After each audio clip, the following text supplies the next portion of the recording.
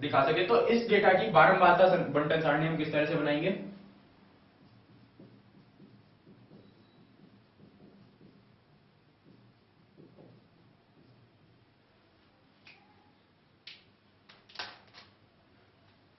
उसके लिए एक टेबल बनाते हैं हम, जिसमें दो हम लोग कॉलम लेंगे। एक तरफ इसकी बारंबारता, जिसे हम एफ से दर्शाते हैं, फ्रीक्वेंसी, और एक तरफ हमारा डेटा होगा। तो सबसे पहले देखते हैं कि इसमें सबसे छोटा कौन था? 1। फिर है हमारे पास 2, 3, 4, 5, 6 और 7। अब हमें यह गिनना है कि 1 कितनी बार आ रहा है। 1, 2, 3 और 4 बार। तो हम 1 की बारंबारता को 4 लिखते हैं। 2 कितनी बार आ रहा है? 1, 2, 3। तो 2 की बारंबारता हुई 3। इसी प्रकार से 3 की 1, 2 और 3। 4 के लिए 1 और 2। 5 के लिए 1, 2, 3। 6 के लिए 1 और फिर 7 के लिए भी 1।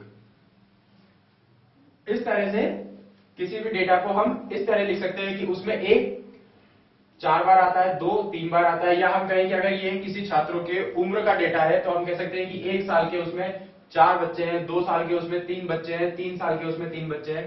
तो हमने इस इतनी बड़ी डेटा की टेबल को थोड़ा छोटा कर लिया, और इस बारंबारता का योग जितना हमारे पास डेटा है उसके बराबर होगा हमेशा।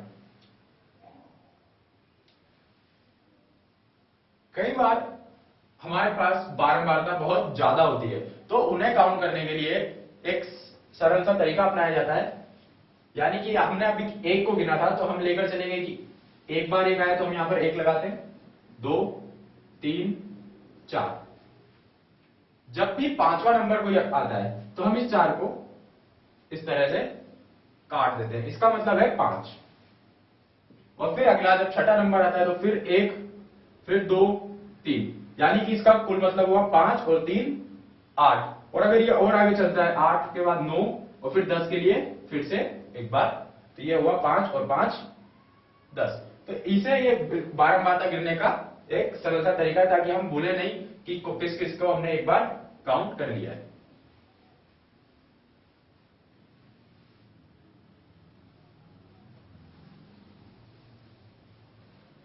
बारंबारता बंटन सारणी 2 तरह की होती है, अवर्गीकृत यानी कि अनग्रुप्ड, और वर्गीकृत यानी कि ग्रुप।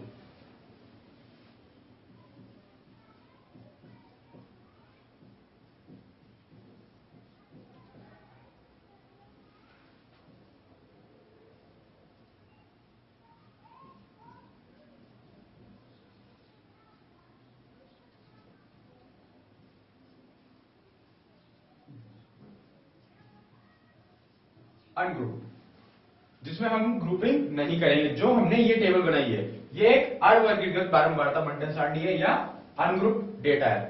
ग्रुप्ड डेटा किस तरह का होता है? जिसमें हम क्लासेस बनाते हैं। अब वो हम किस तरह से करते हैं?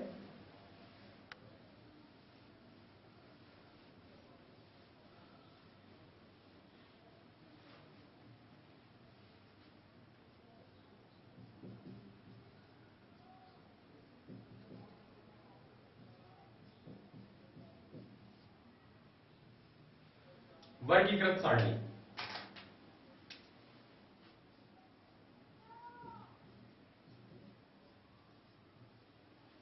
ग्रुप वर्गीकृत सारणी में हम डेटा के ग्रुप्स बना लेते हैं। जैसे कि हमारे पास बहुत सारा डेटा है जो 1 से लेकर 100 तक वेरी करता है, उसमें 1 से लेकर 100 तक के नंबर आते हैं।